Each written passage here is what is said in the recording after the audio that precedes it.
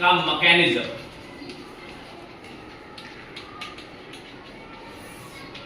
विधि क्या?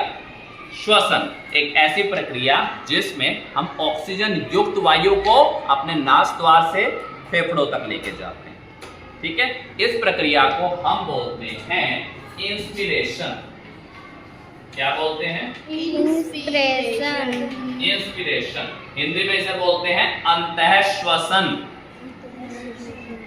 और दूसरा, जब आप यहां पर जो कार्बन डाइऑक्साइड युक्त वायु को फेफड़ों से अपने नास द्वार से बाहर छोड़ते हैं तो उस प्रक्रिया को हम बोलते हैं एक्सपीरेशन। क्या बोलते हैं? एक्सपीरेशन। एक्सपीरेशन। एक्सपीरेशन को हिंदी में बोलते हैं उच्छ्वसन। उच्छ्वसन। उच्छ्वसन। तो इंस्पिरेशन, एक्सपीरेशन, ये दो प्रोसेस होते हैं।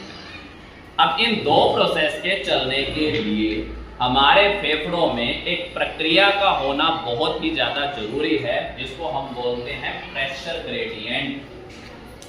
क्या बोलते हैं?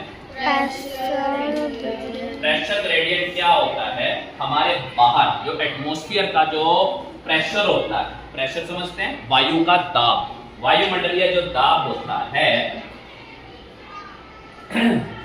वो होता है 760 mmHg, जो नॉर्मल प्रेशर होता है। किसका? बाहर का। जो एक नॉर्मल एटमॉस्फेरिक टेम्परेचर माना जाता है वो 760 mmHg माना जाता है, बाहर वायुमंडल का। अगर हमारे फेफड़ों में इस दाब से कम दाब हो जाए तो बाहर की वायु अंदर आ सकती है, और अगर इससे ज्यादा हो जाए तो बाहर अंदर की वायु बाहर जा सकती है। तो इसके लिए एक तो ये जरूरी है फैक्टर। दूसरा, यहां जो रिब्स होती हैं, हमने बताया रिब्स होती है, जो रिब्स की जो मसल्स होती हैं, ये जो रिब्स होती हैं 12 पेयर्स, टोटल 24 रिब्स होती हैं, इनके बीच में या एक तरह की मसल्स होती हैं, इनको हम बोलते हैं इंटरकोस्टल मसल्स। क्या बोलते हैं? Intercostal muscles. इनकी एक्टिविटी जरूरी है। दूसरा, डायाफ्राम की एक्टिविटी जरूरी है। तीसरा, स्टेर्नम की एक्टिविटी जरूरी है। ये दो फैक्टर्स हैं, एक प्रेशर ग्रेडियंट और एक यहां पर रिब्स, डायाफ्राम, स्टेर्नम। इन ऑर्गन्स की एक्टिविटी बहुत ही ज्यादा जरूरी है। चलिए, जब आप एक नॉर्मल पोजीशन में, आपका बाहर का प्रेशर है 760 mmHg, 760 mmHg। अब इंस्पिरेशन की बात कर रहे हैं।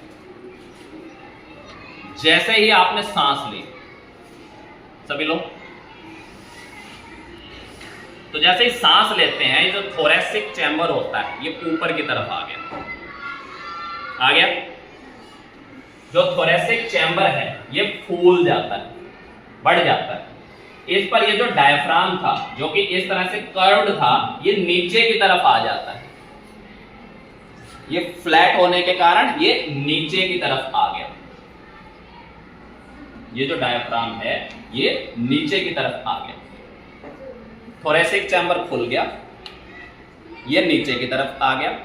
जैसे थोरेसिक चैम्बर खुला तो रिब्स की जो इंटरकोस्टल मसल्स होती हैं वो भी ओपन अप हो जाती हैं बाहर की तरफ, स्टेर्नम भी बाहर की तरफ। इससे क्या होता है, हमारे जो लंग्स होते हैं वो जो कि थोरेसिक चैम्बर के साथ में जुड़े हुए हैं वो भी बाहर की तरफ। इससे उनमें जो स्पेस है वो बढ़ जाता है। इसमें ये जो फेफड़े हैं हमारे, ये जो दो फेफड़े हैं, इनमें हम स्पेस बढ़ जाता है। स्पेस बढ़ गया यानी जो एटमॉस्फेयर का बाहर का प्रेशर है वो ज्यादा हो गया, अंदर का प्रेशर 760 से 756 mg हो जाता है।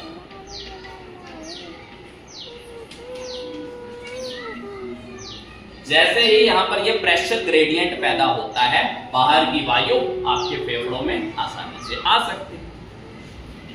ये कब हुआ? इंस्पिरेशन के दौरान, अंतःश्वसन के दौरान। क्लियर हो गया?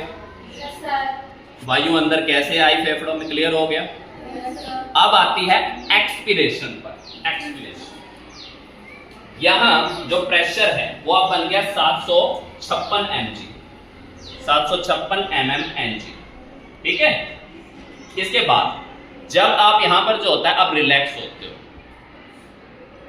जब आप रिलैक्स हुए तो ये जो आपका जो यहां पर जो चैम्बर होता है थोरेसिक चैम्बर, ये अपना वापस अपनी पोजीशन पर आ गया। भरा हुआ था वायु से, अपनी पोजीशन पर वापस आ रहा है।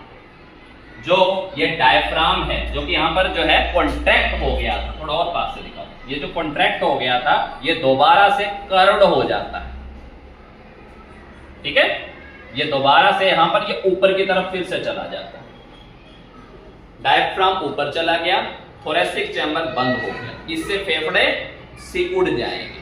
जब सिकुड़ेंगे तो उसके अंदर की जो वायु है उसका प्रेशर बढ़ जाएगा। प्रेशर कितना बढ़ गया उसका, ये दोबारा से 760 mmHg हो गया। ठीक। बाहर कम हो गया, अंदर ज्यादा हो गया। तो इसको बैलेंस करने के लिए फिर से यहां पर जो फेफड़े हैं वो प्रेशर लगाते हैं और अंदर की वायु बाहर फेंक देते हैं। क्लियर हो गया। इस तरह से हमारे शरीर में इंस्पिरेशन और एक्सपिरेशन, ये दो प्रक्रियाओं के द्वारा और प्रेशर ग्रेडियंट के द्वारा और बाकी यहां पर ऑर्गन्स की सहायता से हमारे शरीर में श्वसन का कार्य चलता रहता है। कितना चलता रहता है? मानव शरीर 1 मिनट में 12 से 16 बार सांस लेता है। 12 से 16 बार। हर 12 में, अगर हम 12 बार, हर बार में एक बार यह अंतर श्वसन करता है, एक बार यह बाहरी श्वसन करता है। एक बार इंस्पिरेशन, एक बार एक्सपिरेशन। जब हर बार इंस्पिरेशन हो रहा है तो यह है तकरीबन 500 ml वायु एक बार में अंदर लेता है, और जब छोड़ रहा है तो भी बाहर 500 ml ही छोड़ेगा। और अगर मैं 12 बार का काउंट करूं तो ये तकरीबन बन गया 6 लीटर, और 16 बार का काउंट करूं तो ये तकरीबन बन गया 8 लीटर। यानी 1 मिनट में जो मानव का शरीर है वो 6 लीटर से 8 लीटर वायु को अंदर लेता है और बाहर छोड़ता है। Can you believe?